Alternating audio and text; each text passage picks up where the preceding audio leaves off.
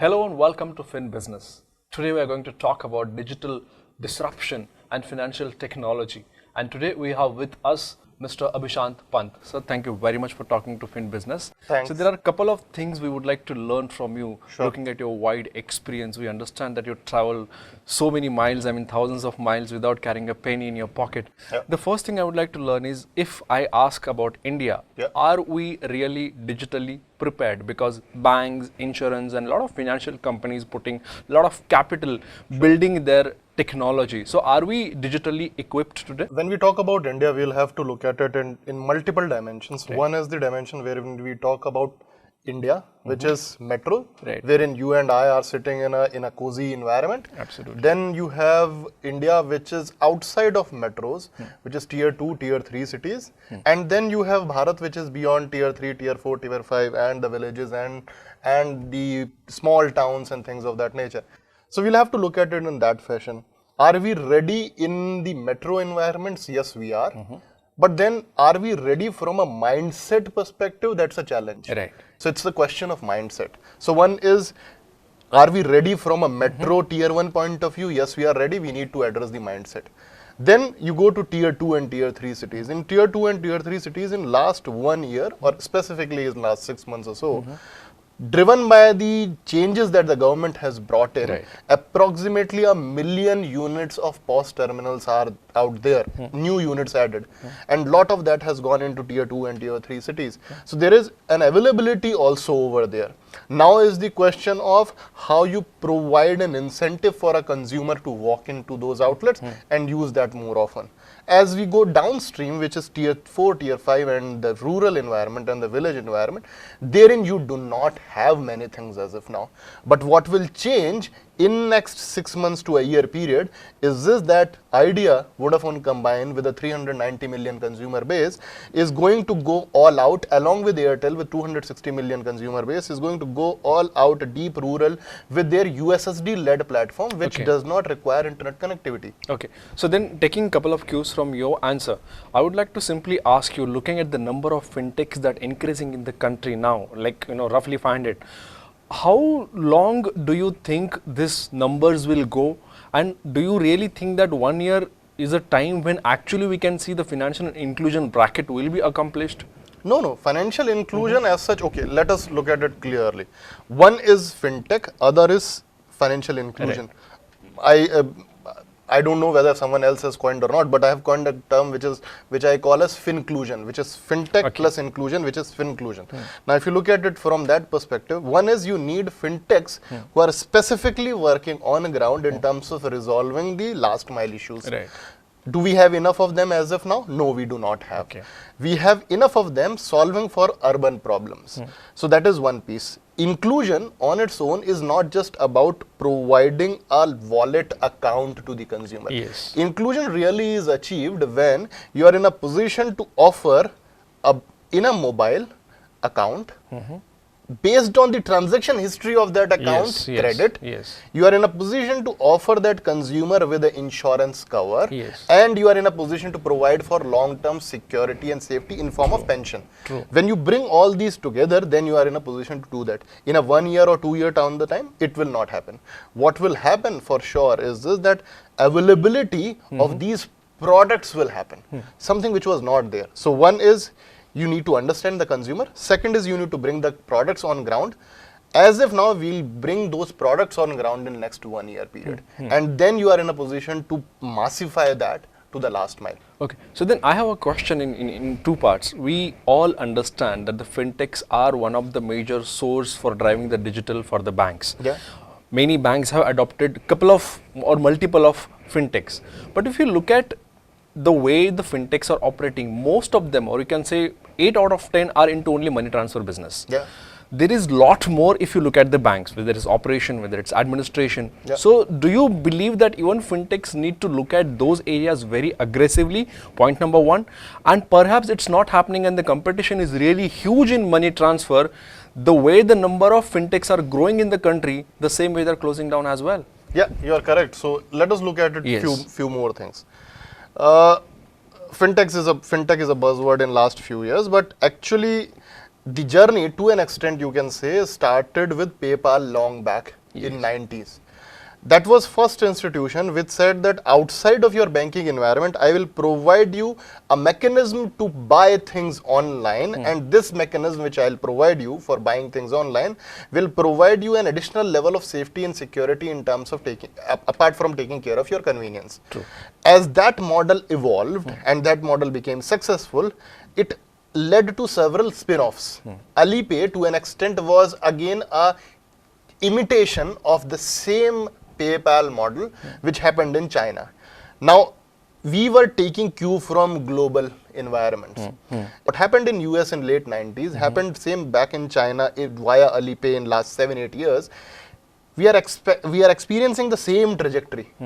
So first, you need to bring consumers to the transaction fold. True. When you and I start performing transactions, when we start doing that thing, it leads to creation of our digital footprints or digital identity creation. When you start doing that, it is with that over the period of time, this digital identity leads to creation of a history which can then be mapped against creation of your credit background. Yes. So it is evolutionary curve. And yes, you are correct. As many number of entities are opening, there will be number of entities which will go down, which is part and parcel of any startup environment. There are n number of entities which come and n number of them which go. So that will be a continuous process in that sense. So looking at the number of fintechs that's growing in the country, if I generally ask you, okay, what is the growth that you see in these fintechs? How much time do they take for a break even? Because number of fintechs are actually coming up in the market and perhaps with like innumerable solutions. So how much is the growth and how much is the break even time that you see for any fintech to be as successful? of now, as far as we know, there are none who have break even as such, and they believe that they will have break even in 1 or 2 year time or something of that nature. So I sincerely don't see any one of them breaking even in next 2 to 3 years time.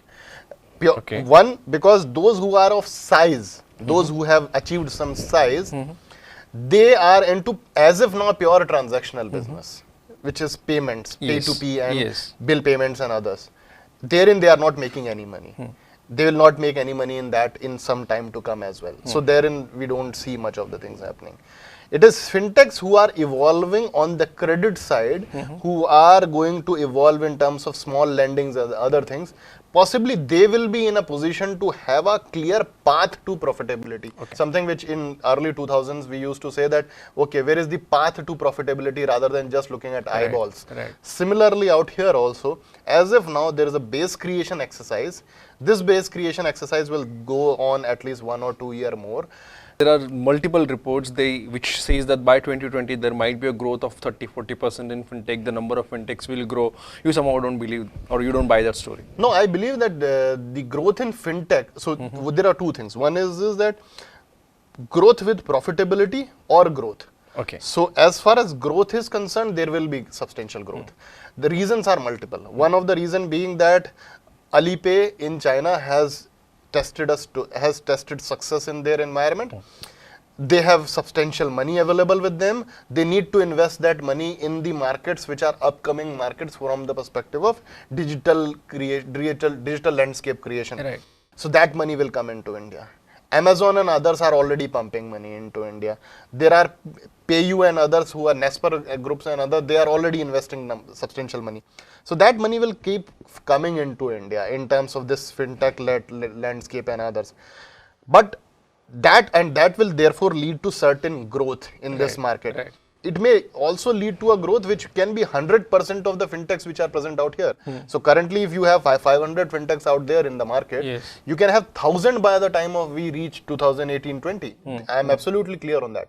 But my submission is how many of them will be profitable by that time is a question. And how many of them will survive as well? Will survive over the period of time is also a question. Okay. So I would like to take your thought on the competition as well. Like we all believe that there will be growth in fintechs. There will be banks will go for technology. How tough the competitions will be? How tough it will be for fintechs to survive? There will be certain fintechs who will achieve a scale. So they will not care for the banks, frankly. So they will be of the view that whatever a bank can do, we can pump hell lot of money and we can do that thing on our own. Let me give you an example. Say, for example, there is a need to have, say, 5 million more POS terminals in market. Right. Or 5 million more terminals in market, which not necessarily maybe POS, it can be Bharat QR or a QR LED or something of that nature. 5 million or 50 lakh, if you think of it from an acquisition cost perspective, on an average it takes 500 se 600 rupiya for acquiring a merchant. And look at what Vijay Shekhar Sharma from Paytm got in form of, or getting in form of funding. He's getting more than $1 billion. Yes. Now just think of the fact that why will entities of his size will need a bank as such? They can say that, okay, we'll go and acquire on our own. It takes just 25 to 250 crores to acquire. We'll go and do that on our own. So there will be large entities like them, like Alipay, like PayPal, who will say that we'll do everything on our own. That's one way. The other approach is this, that there will be enough and more smaller entities and smaller banks. Say, you might have seen an advertisement by RBL around 3 weeks or 4 weeks back, wherein they said Partners Ka Bank, which was the approach to say that we work with fintechs and collaborate and co-create with them. So that's the other approach of it, which is medium size or a small banks will collaborate with medium size or small fintechs to create solutions which are worthy for both of them. Enabling or supporting both of them. So both of them will benefit as a result of that. Technological advancements and other things will put pressure on banks. They are putting enough pressures on banks. I think somewhere larger fintechs will challenge them. It will be important therefore for them to work with smaller fintechs and create solutions to help them compete with larger fintechs. Do you foresee, because there are a lot of global reports which suggest, perhaps in USA, perhaps in UK, there will be a fintech soon which will be as big as an established bank. Do you see that happening in India? As if now, as we speak, if the valuation of Paytm goes the way SoftBank is looking at it, that will mean that from a valuation perspective, it will be valued much more than many of the banks in India. Many banks in India, which practically mean that if allowed for, they can buy 1 or 2 banks. So that is something which has already happened. Similarly, if you look at it from a China parlance, Alipay was last valued at $60 billion. $60 billion essentially mean that they can tomorrow go and buy a large institution. The market capitalization of ICICI last time was around $20 billion. So if you look at it purely from that perspective, they can practically buy ICICI Bank as well, Alipay, from that example point of view. So I'm saying that globally, there will be few large institutions which will become very, very large. In a similar fashion, I believe that there will be certain entities in India who will become large.